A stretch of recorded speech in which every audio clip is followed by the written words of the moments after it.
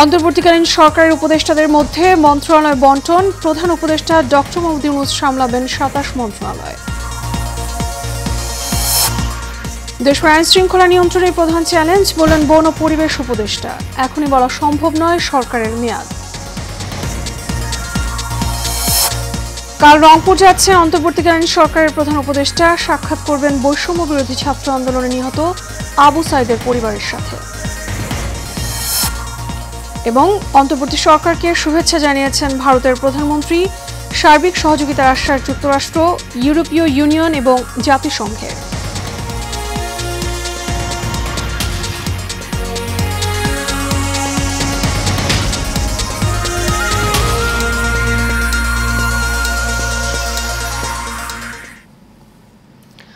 স্বাগত Asian prime নিউজে, আপনাদের সঙ্গে আছি আমি মিতা মৌসুমী।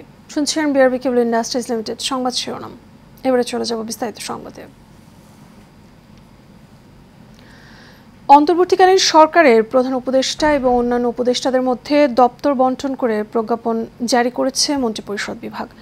দুপুর 12:30টার দিকে প্রধান উপদেষ্টা সহ 14 জনের মধ্যে বিভিন্ন মন্ত্রণালয়ে ভাগ করে দেওয়া হয়। এতে প্রধান উপদেষ্টা হিসেবে ডক্টর মোহাম্মদ ইউনূস তার নিজের কাছে 27টি মন্ত্রণালয় রেখেছেন। এছাড়া উপদেষ্টা সালেউদ্দিন আহমেদ পেয়েছেন অর্থ মন্ত্রণালয় এবং পরিকল্পনা মন্ত্রণালয়। এছাড়া ডক্টর আসিফ নজরুল পেয়েছেন আইন, বিচার এবং সংসদ বিষয়ক মন্ত্রণালয়। আদিলুর রহমান খান পেয়েছেন শিল্প মন্ত্রণালয়।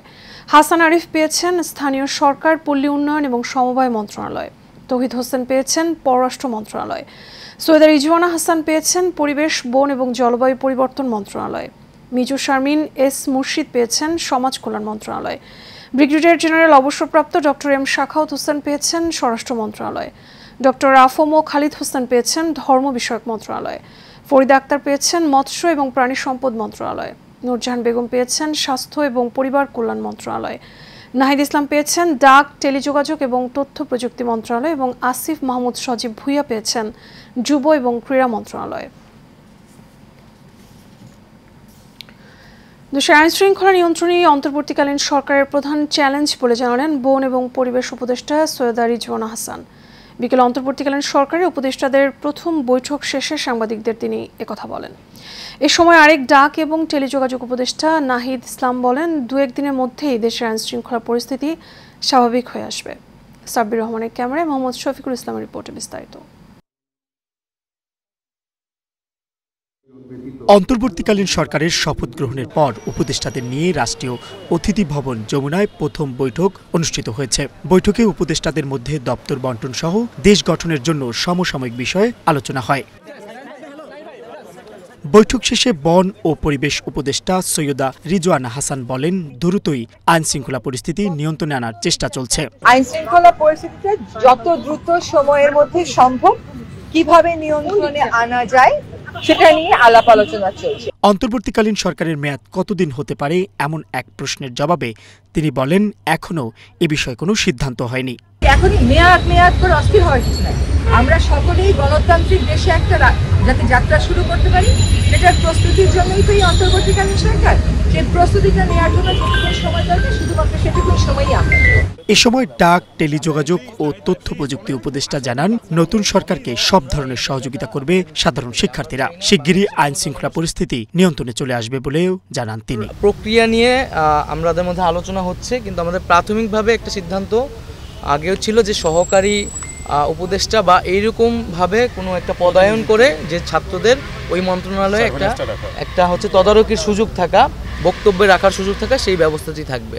বাংলাদেশের সিস্টেম ভেঙে পড়েছে অনেকখানি, সেটাকে গড়ে তোলা সম্ভব যদি প্রশাসনের সাথে নাগরিক বা সিভিলিয়ান যারা ছাত্র নাগরিক তারা যাতে সমান্তরালে যদি একসাথে কাজ করে, সেটা আইন শৃঙ্খলা থেকে শুরু করে সর্বক্ষেত্রে, তাহলে খুব দ্রুত সময়ের মধ্যে আমাদের যে চ্যালেঞ্জগুলো বা যে সমস্যাগুলো আমরা দেখছি সেগুলি মোকাবেলা করে উতরে ওঠা সম্ভব। আগামী রোববার থেকে দায়িত্বপ্রাপ্ত দপ্তরে কাজ শুরু করবেন অন্তর্বর্তীকালীন সরকারের উপদেষ্টারা।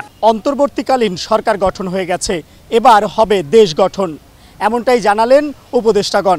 তবে আহ্বান জানিয়েছেন আপামর জনসাধারণকে তাদের সঙ্গে থাকার এবং সবাইকে সঙ্গে নিয়ে একটি সুন্দর এবং সমৃদ্ধির দেশ গড়তে এগিয়ে আসার। Mohammad Shafiqul Islam, Asian television, Dhaka. সাভারে জাতীয় স্মৃতিসৌধে ফুল দিয়ে বীর শহীদদের প্রতি শ্রদ্ধা জানিয়েছেন অন্তর্বর্তীকালীন সরকারের প্রধান উপদেষ্টা ডক্টর মোহাম্মদ ইউনূস। পুষ্পস্তবক অর্পণের পর শহীদদের স্মরণে তিনি কিছু সময় দাঁড়িয়ে নীরবতা পালন করেন। এ সময় তার সঙ্গে অন্য উপদেষ্টারাও উপস্থিত ছিলেন। এরপর কেন্দ্রীয় শহীদ মিনারে শ্রদ্ধা নিবেদন করেন তিনি। বিস্তারিত রকিব মানিকের রিপোর্টে। অন্তর্বর্তী সরকারের প্রধান উপদেষ্টা হিসাবে শপথ গ্রহণের পরদিনেই সকল উপদেষ্টাদের নিয়ে সাভারে জাতীয় স্মৃতিসৌধে বীর শহীদদের প্রতি ফুলেল শ্রদ্ধা নিবেদন করেন ডক্টর মোহাম্মদ ইউনূস। সকাল ৯টা ৫৩ স্মৃতিসৌধে পুষ্পস্তবক অর্পণ করেন প্রধান উপদেষ্টা ও কিছু সময় দাঁড়িয়ে নীরবতা পালন করেন। এ সময় সশস্ত্র বাহিনীর একটি চৌকস দল গার্ড অফ অনার দেয়, সেই সঙ্গে বেজে ওঠে বিউগলের করুণ সুর।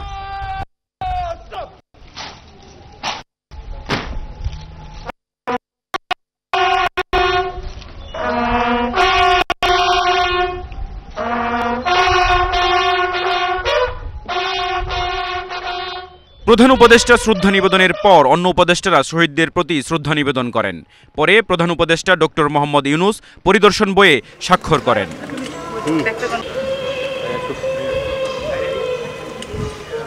এরপর সকল উপদেষ্টাদের নিয়ে কেন্দ্রীয় শহীদ মিনারেও শ্রদ্ধা নিবেদন করেন অন্তর্বর্তী সরকারের প্রধান উপদেষ্টা। রকিব মানিক, এশিয়ান টেলিভিশন, ঢাকা। বৈষম্য বিরোধী ছাত্র আন্দোলনে নিহত বেগম রোকেয়া বিশ্ববিদ্যালয়ের শিক্ষার্থী আবু সাইদের পৈতৃক নিবাস এবং কবর জিয়ারত করতে যাচ্ছেন অন্তর্বর্তীকালীন সরকারের প্রধান উপদেষ্টা নোবেলজয়ী ডক্টর মোহাম্মদ ইউনূস। এ সময় তিনি আবু সাইদের পরিবারের সাথে কথা বলবেন। পীরগঞ্জ উপজেলার প্রতিনিধি মাজহারুল ইসলাম মিলনকে সাথে নিয়ে বাদশাহ ওসমানের রিপোর্ট জানাচ্ছেন শেখ ফাহিম। নতুন করে স্বাধীন হওয়া বাংলাদেশের ২০ সন্তান বেগম রোকেয়া বিশ্ববিদ্যালয়ের ইংরেজি বিভাগের ছাত্র আবু সাইদ। বৈষম্য বিরোধী ছাত্র আন্দোলনের পুলিশের ঘাতক বুলেট উপেক্ষা করে বীর দর্পে যিনি দাঁড়িয়েছিলেন একাই। নিরস্ত্র এই ২০ সন্তানকে প্রকাশ্যে গুলি করে হত্যা করে শাসক গোষ্ঠীর আইনশৃঙ্খলা বাহিনীর সদস্যরা। জাতির সেই ২০ সন্তানের প্রতি শ্রদ্ধা জানাতে রংপুর যাচ্ছেন অন্তর্বর্তীকালীন সরকারের প্রধান উপদেষ্টা ডক্টর মোহাম্মদ ইউনূস।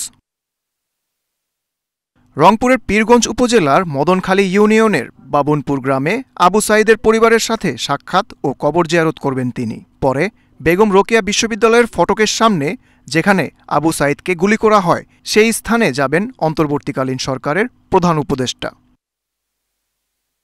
এমন খবরে আবেগে আপ্লুত আবু সাইদের পরিবার। বিচার চান আবু সাইদ হত্যার। সুষ্ঠু তদন্তের মাধ্যমে যে আবু সাইদের যে হত্যাকারী দৃষ্টান্তমূলক বিচার, তার ফাঁসি চাই আর কি। তাদের বিচার মানে ফাঁসি চাই, আর যেন ওই যে রোকেয়া ভার্সিটিতে ওনার যেন স্মৃতি থাকে। মারছে অন্যায়ভাবে, তার জানি ফাঁসি হয়। আর ঊর্ধ্বতন কর্মকর্তার আদেশ হিসাবে এটা হয়েছে, তাদেরও আমরা ফাঁসি চাই। নতুন সরকারের কাছে নিজেদের প্রত্যাশার কথা তুলে ধরার পাশাপাশি দেশে যেন আর কোনো বৈষম্য না থাকে সেই দাবি স্থানীয়দের। আমি তার ছোট বোন হিসাবে প্রথম চাওয়া হইতেছে তাকে জানি প্রথম বীরের সম্মান হিসেবে রাষ্ট্রীয়ভাবে সম্মাননা দেওয়া হয়। বাংলাদেশের যত ভার্সিটি আছে, বিশ্ববিদ্যালয় আছে, সব বিশ্ববিদ্যালয়ে আমার ভাইয়ের নামে জানি একটা ক্যাম্পাস থাকে। একটা সরকারি গ্রন্থাগারও করা যায়।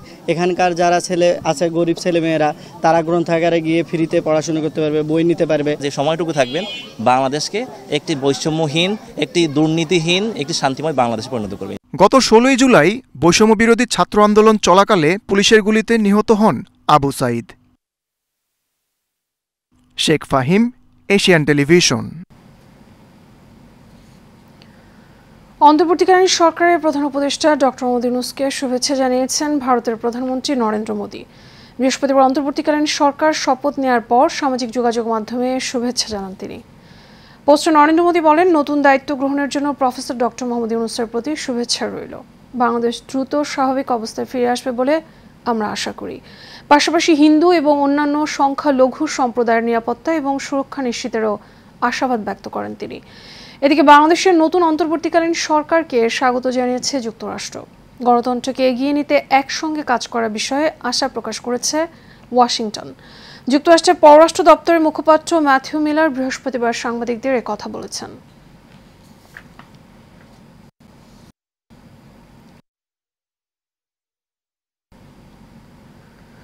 বিমানবন্দর থেকে গুলশানের নিজ বাসভবন রূপায়ণ সিগনেচারে যান ডক্টর মোহাম্মদ ইউনূস। গুলশান ২-৮৪ নম্বর সড়কে অবস্থিত রূপায়ণ সিগনেচার অ্যাপার্টমেন্ট। তথ্যসূত্রে জানা যায়, অন্তর্বর্তীকালীন সরকারের প্রধান ডক্টর মোহাম্মদ ইউনূস রূপায়ণ সিগনেচারের কিছুক্ষণ বিশ্রাম নেন। এরপর রাষ্ট্রীয় অতিথি ভবন যমুনায় যান তিনি। সেখান থেকে শপথ গ্রহণের জন্য বঙ্গভবনের উদ্দেশ্যে রওনা হন। নিজ বাসভবনে আসার পর সাধারণ মানুষ তাকে অভিবাদন জানান। এ সময় তিনি সাধারণ মানুষকে লক্ষ্য করে হাত তুলে শুভেচ্ছা জানান।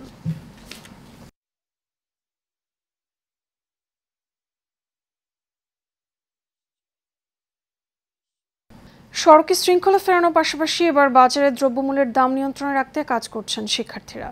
তারা বলছেন, পাইকারি বাজারের সাথে খুচরা বাজারের দামের তারতম্য ঠিক করতে কাজ করছেন। তাদের উদ্যোগকে সাধুবাদ জানিয়েছেন ক্রেতা বিক্রেতা উভয়ই। এ সময় তারা জানান, সিন্ডিকেট প্রথা ভেঙে দিলে স্বস্তি ফিরবে বাজারে। এছাড়া বাজার এবং সড়কে চাঁদাবাজি বন্ধের আহ্বানও জানান তারা।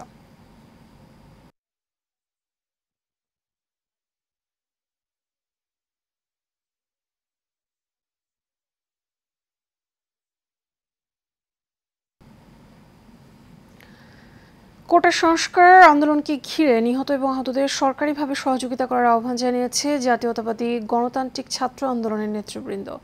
বিকেলে জাতীয়তাবাদী গণতান্ত্রিক আন্দোলন এনডিএম এর মালিবাগের কেন্দ্রীয় কার্যালয়ে এক আলোচনা সভায় এ দাবি জানান সংগঠনটির সভাপতি মাসুদ রানা জুয়েল। এ সময় কোটা সংস্কার আন্দোলনকে ঘিরে নিহতদের স্মরণে দোয়া করা হয়।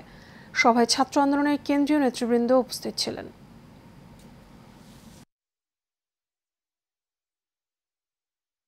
এবার আন্তর্জাতিক।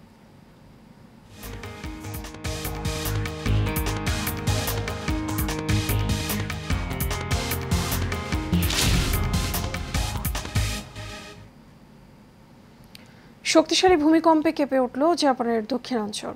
দেশটির কিয়োশু এলাকায় আঘাত হানে 7.1 মাত্রা ভূমিকম্প।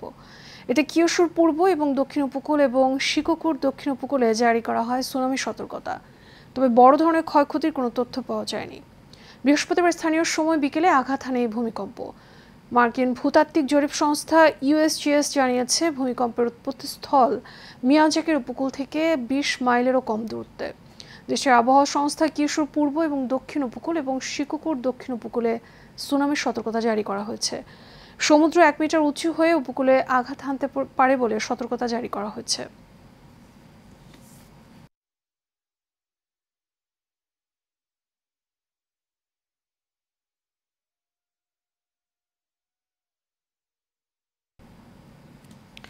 এর সাথে শেষ করবো এশিয়ান প্রাইম নিউজ। তাকে বিআরবি কেবল ইন্ডাস্ট্রিজ লিমিটেড সংবাদ শিরোনামগুলো জানাবো আরও একবার।